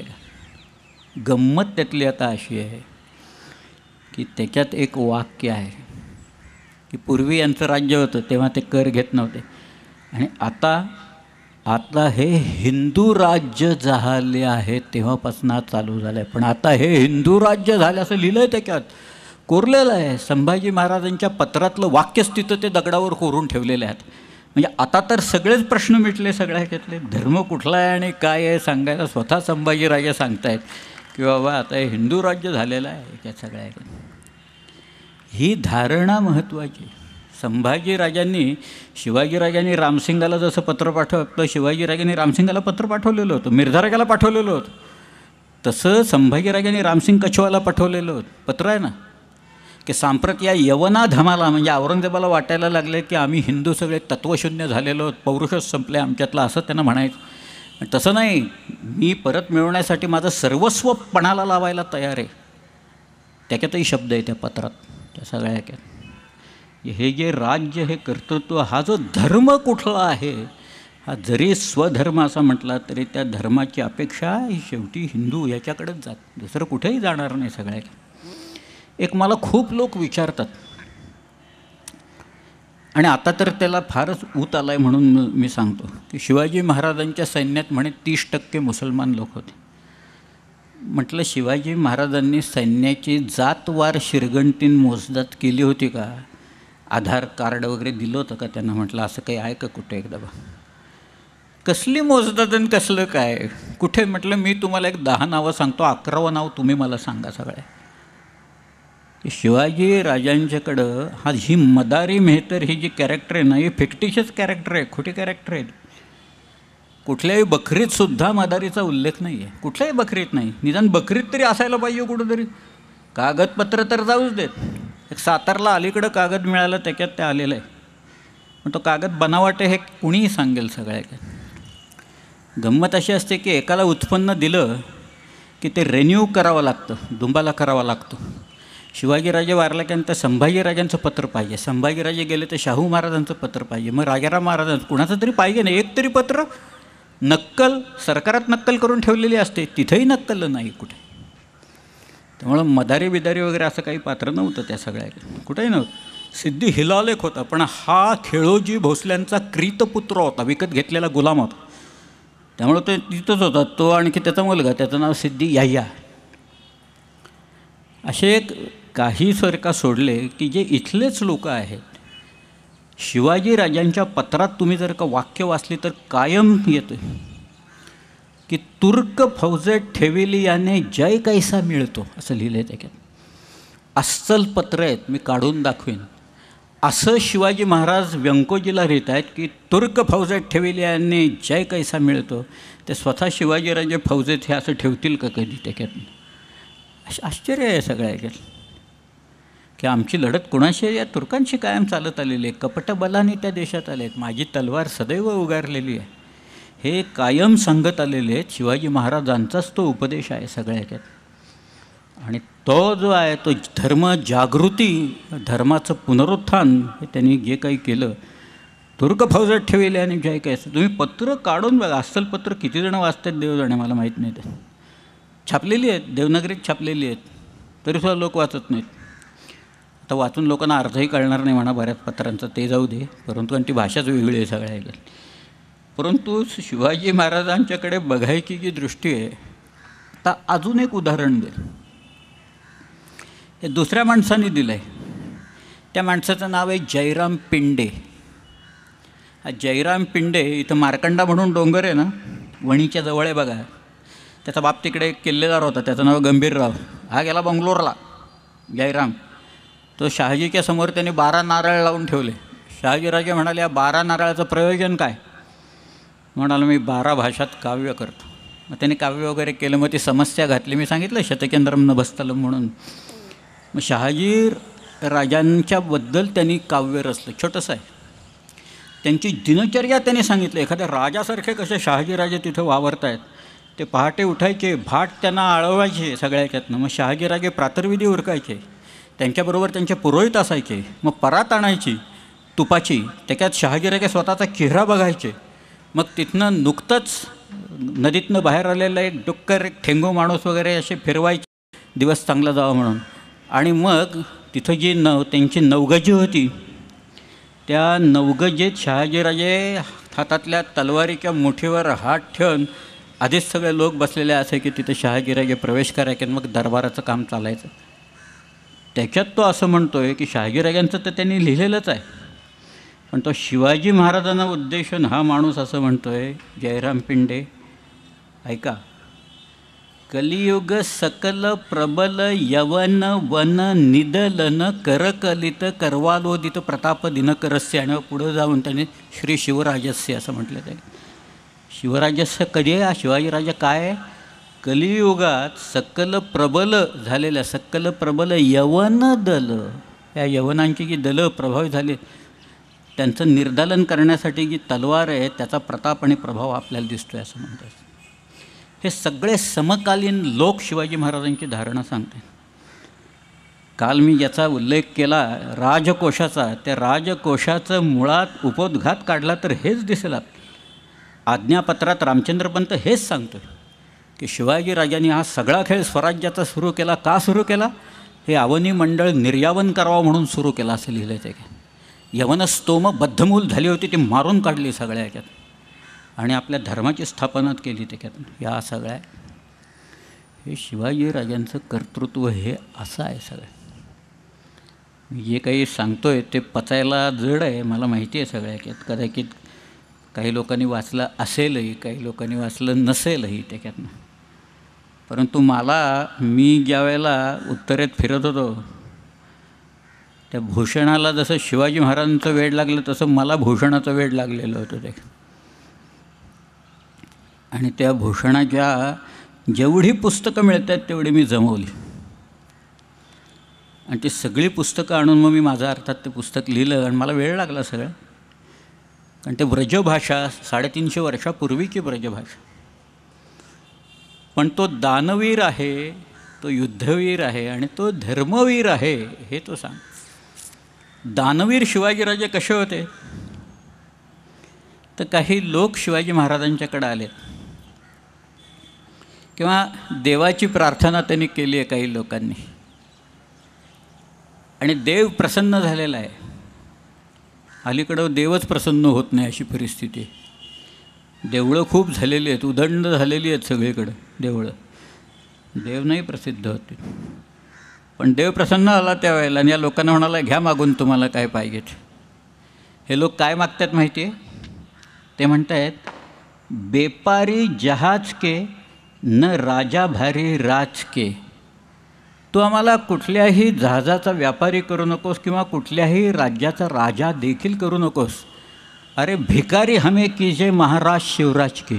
शिवाजीच्या दरबारातला याचक कर, तो एवढं देतो ना त्याच्यात आम्ही खुश आहोत, त्याच्यात खुश आहोत. दुसऱ्या ठिकाणी तो म्हणतो हा माणूस म्हणजे कल्पवृक्ष आहे. महादानी असं म्हटलं आहे महाराजांना. ते महादानी शिवाजी खुमान, खुमान म्हणजे आयुष्मान. महादानी शिवाजी खुमान या जहाना पर दान के प्रमाण तेरे अति गणायित आहे. तुझ्या दानाचं प्रमाण अगणित आहे, विपरीत आहे सगळं. रजत की हौस की हेम पाही ये तू जाई. आम्ही चांदीची अपेक्षा ठेवून आलो तर तू हत्तीच दान करतोस. रजत की हौस की आहे, आपलं चांदीची अपेक्षा ठेवून आलो तर तू सोनंच दान करतो. रजत की हौस की हेम पाही ये तू जाई. हायन की हौस की हाती पायी येतो आहे. आम्ही घोड्याची इच्छा ठेवून आलो तर तू हत्ती दान करतोस. असं तुझं दानाचं प्रमाण फार वेगळं. एक हे कल्पद्रुम आहे, हा कल्पवृक्षच आहे. इमे पूरत है सबकी चितचा आहे. सगळ्यांच्या इच्छा आकांक्षा तो पूर्ण करतो. एक कहे अवतार मनोज, अत्यंत सुंदर आहे माणूस हा, की यो तन मे अति सुंदरता आहे. भूषण एक कहे मही इंदुय. भूषण म्हणतो अरे नाही नाही, हा पृथ्वी तलावरचा चंद्र आहे. राज बिराजत बाड्य महा आहे, त्याच्या कला कशा होतात तसं याचं राज्य वाढत चाललेलं आहे. एक कहे नरसिंह आहे संगर. तो म्हणतो, एक जण म्हणतो आहे हा नरसिंह आहे, म्हणजे सिंहासारखा लढणारा आहे रणांग त्याच्यावर त्या. दुसरा म्हणतो एक कहे नरसिंह शिवा आहे. शिवाच नरसिंह आहे, हिरण्यकश्यपूला फाडणारा. अफजल खानाला कसा मारला त्यांनी, त्यामुळं हा नरसिंहाचाच अवतार आहे असं तो म्हणतो आहे सगळ्या. दानवीर खूप उदाहरणं देता येतील. को दाता, को रणचड्यो, को जग पालनहार, जग पूछत मी उत्तर देत, शिवनृप हरी अवतार. अशा अनेक उदाहरणं केवळ दानवीर शिवाजी आहे सांग. तो युद्धवीर आहे. आणि परत आता या बाबतीत तर कुणाचं दुमत असायला नको की शिवाजीराजे युद्धवीर होते बाबा. त्याचा फार सुंदर छंद आहे. मला ते काय अख्खं काव्यच आवडतं. पण चतुरंग सेना शिवाजीराजे घेऊन चाललेले आहेत. साजी चतुरंग बीर रंग में तुरंग चढी, सरजा शिवाजी जंग जीतन चलत. किती सुंदर अनुप्रास आहे बघ. साजी चतुरंग बीर रंग में तुरंग चढी. तुरंग म्हणजे घोडा, घोड्यावर. सरजा शिवाजी, सरजा म्हणजे सिंह. जंग जीतनचे, युद्ध जिंकायला चाललेलं आहे. भूषण भनत नाद बिहद नगार नके नदी नद मद गैब रनके रलत आहे. ऐलं फैलं खैलं बैलं खल कमे गैला गैला गजनकी ठैलं पहिलं सैलं उसलत आहे. तारासो तरणी धोरी धारा में लगत की मी थारा पर पारा पारा वारं योहात. अशा अनेक उदाहरणं आहेत सगळ्या. मी आता सगळ्याचे अर्थ सांगत नाही. तो खटपट्या होता माणूस फार. त्याने जे शाब्दिक खेळ केलेत ना ते आपल्याकडे जमणार नाहीत कुठं करायला. त्याची घनाक्षरी विलक्षण आहे. अमृतध्वनी नावाचा एक त्याचा छंद मी सांगितलं उदाहरण की नाही मला आठवत नाही आहे. पण शिवाजी महाराज जे सुरत लुटत आहेत त्याचं वर्णन त्यांनी जे केलेलं त्याचं उदाहरण मी तुम्हाला सांगितलंच. पण दुसरं उदाहरण सांगतो पाहिजेत त्याच्यात. एक आहे दिल्ली दलन दबाई के शिवसर्जा निरसंक लूट लियो सूरत शहर बंकक्करी अतिडंक बंकक्करी अतिडंकक्करी अति संकक्क लिखल शौचचकित भरोच्चलिय विमोच्च खजल तठ्ठट्टाई मन कठ्ठट्टी कसो रठ्ठट्टिल्य सद्दद्दिसी भद्दद्दबी भाई रद्दत दिल्य. एका दमात म्हणता येत नाही, एकदा अवघड आहे ते सगळं. त्या दमदार पाहिजे माणसं जरा त्याच्यात म्हणणार. दुसरं म्हणतो आहे हतबल खान दलेल व दिलेर खान हतबल झाला आणि खान बहादूर खान दिगमुड झाला. गतबल खान दलेल हुव खान महादूर बुद्ध शिवसर्जा सलहेरी ढिग क्रुद्धदरिकीय युद्ध. शिवाजीराजांनी ते क्रुद्ध होऊन युद्ध केलं ते पाहून हा हतबल झाला वगैरे वगैरे ते सगळं वर्णन त्याच्यातलं. आता एकच गोष्ट ती सांगतो आणि मग मी थांबतो त्या सगळ्या याच्यातनंच भूषणाचं की त्याच्यातली जी धारणा आहे त्याच्यात त्यांनी काय म्हटलं आहे बघा. एवढं एकच विशेषण शिवाजी महाराजांना त्यांची धारणा काय होती हे सांगायला चिकार आहे. धर्म धर्म धर्म जो कुठला आहे तो धर्म इथं. त्यांनी भाषेचं तर पुनरुत्थान केलं, भाषाशुद्धी केलीच, कोशावर कोश रचले. त्याच्यानंतर लेखन प्रशस्ती शिवाजीराजांनी लिहून घेतली. स्वभाषा ह्याच्यावरचं विलक्षण प्रेम त्यांनी सांगितलं. पण तो एके ठिकाणी असं म्हणतो आहे, मी एकच ओळ सांगतो सगळं सांगत नाही, की औरंगजेबाने 52 पातशांना जिंकलं. पण त्या 52 पातशांना जिंकणाऱ्या औरंगजेबाला शिवाजी महाराजांनी जिंकलं. पण त्यांनी विशेषण वापरले. पातशाह 52 दिल्ली के पातशाह जिती पातशाह हिंदुपती पातशाह सेवाने असं म्हटलं. हिंदुपती पातशाह हे सगळे लोक आजवर आपण हिंदुपद पातशाही असं म्हणत आलेलो आहे ना, त्याला भूषणाने हिंदुपती पातशाह असं स्वतःच म्हटलेलं आहे तिथे. ते आता शिवाजीराजांचा धर्म कुठला होता, त्यांनी कुणाला वाचवलं, कुणाला अभयदान दिलं, कुठल्या धर्माचं पुनरुत्थान केलं हे काही वेगळं सांगायची गरज नाही आहे. राज्याभिषेकाच्या वेळेला त्याच्यावर शिक्कामोर्तब झालं या सगळ्या ह्याच्यातनं. त्या राज्याभिषेकाच्यापर्यंत माझ्या एका मित्रानेच हे रचलेलं आहे म्हणून तेवढं 1-2-4 ओळी म्हणतो आणि मग मी थांबतो त्याच्यात. ते असं म्हणतं आहे, आज सेतु हिमाचल प्यार का बंधन खून से जोड़ा जाता है. इस देवभूमि में दानवता का खून निचोड़ा जाता है. इन खेतों में फसल शत्रु के खून से बोई जाती है और ये तलवार भवानी है वो दुश्मन के खून से धोई जाती है.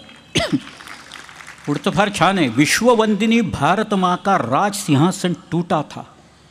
विश्ववंदिनी भारत माँ का राज सिंहासन टूटा था और पुनराभिषिक्त होने वाला ये राष्ट्र पुरुष शिवराया था. ये राष्ट्र पुरुष शिवराया था.